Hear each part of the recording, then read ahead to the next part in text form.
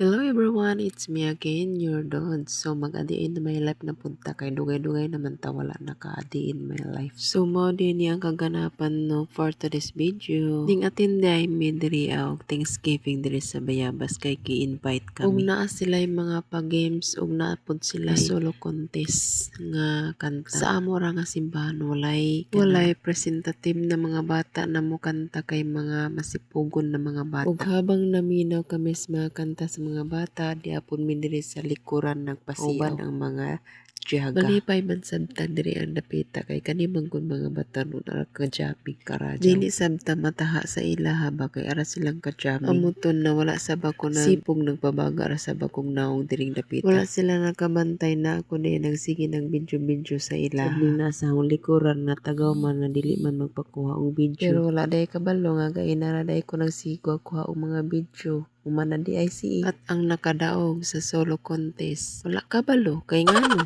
nagmarites man. Nagsige ra magmarites wala kabalo kung kisay nakadaog sa kanila. Tuod day kinsa day nakadaog sa ilaw. Aga ko kabalo kay nagdaas man sa og ice cream didto naman dayon sa ice cream man. Amuton kay ang bayho tuwa naman dito sa ice cream man nagsige na magkaon wala nakasayod kung kinsay nakadaog sa ilaha. So maura day ito mga kadudes no. That's all for now. Thanks for watching. Bye-bye and God bless.